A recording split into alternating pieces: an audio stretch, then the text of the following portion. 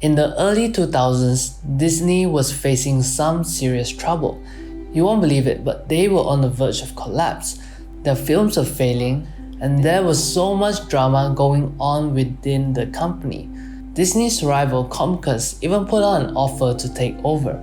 But then Steve Jobs, the legendary creator of Apple, stepped in and transformed Disney into the powerhouse it is today. Let me tell you this incredible story of how he did it and how he managed to become Disney's biggest shareholder.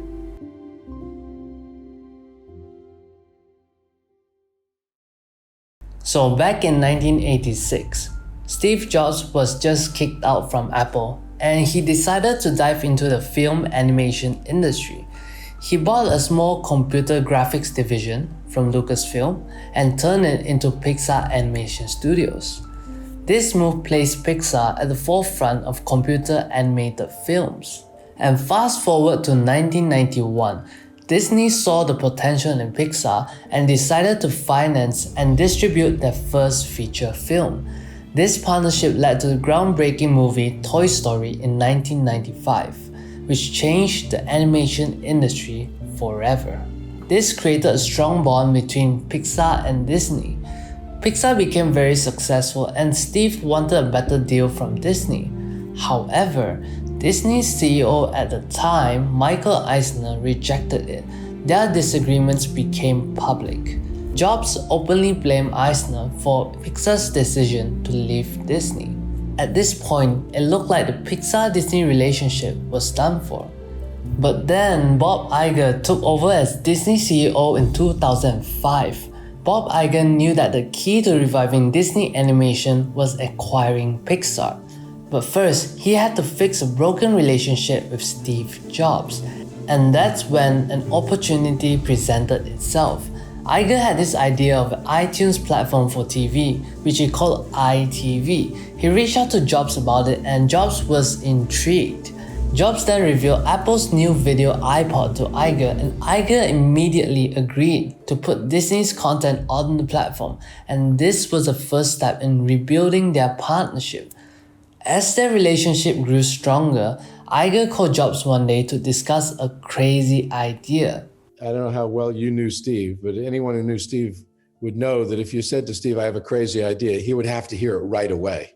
And he made me tell him on the phone, like in a minute. So he was all ears when Iger proposed that Disney should buy Pixar. And Jobs surprisingly responded, you know, that's not so crazy.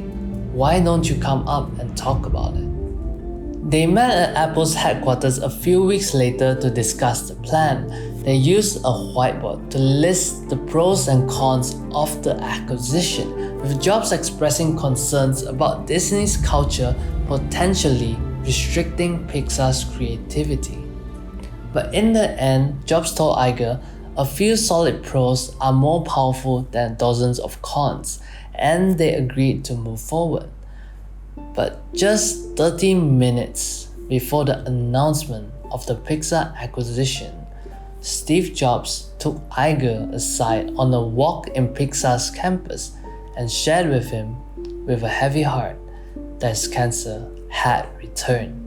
Iger was one of only 3 people in the world who knew about this, the other 2 being Jobs' wife and doctor.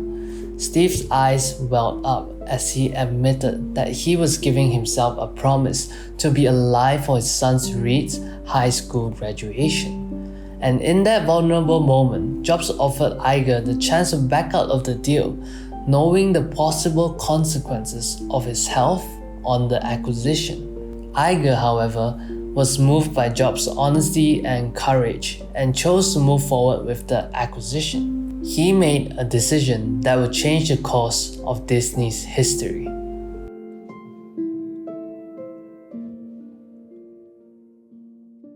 Disney bought Pixar for $7.4 billion in 2006, giving Disney Animation a new lease on life.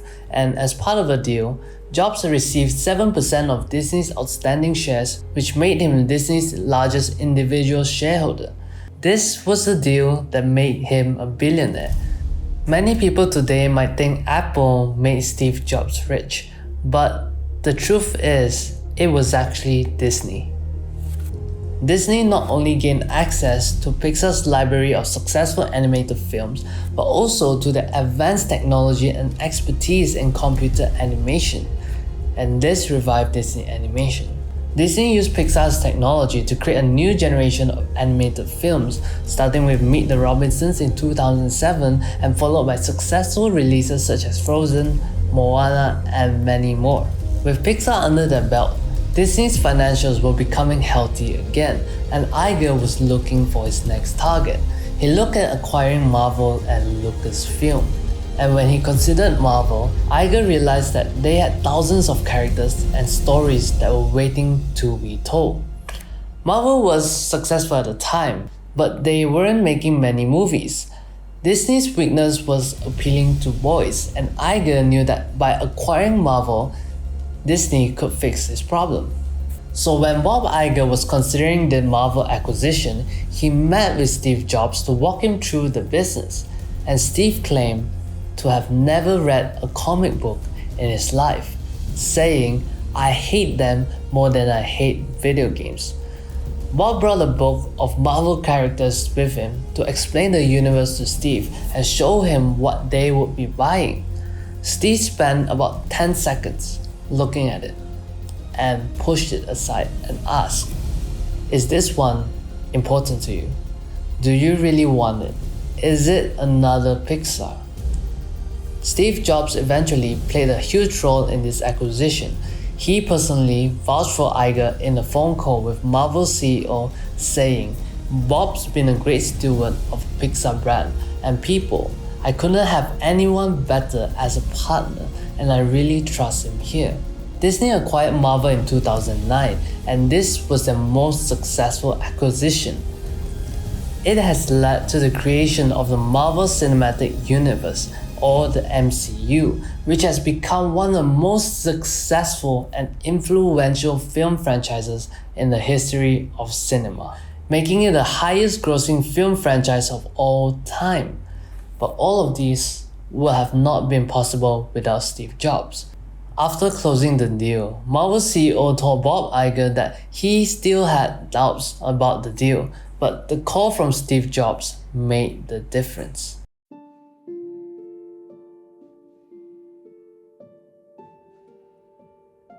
Sadly, on October 5th, 2011, Steve Jobs passed away.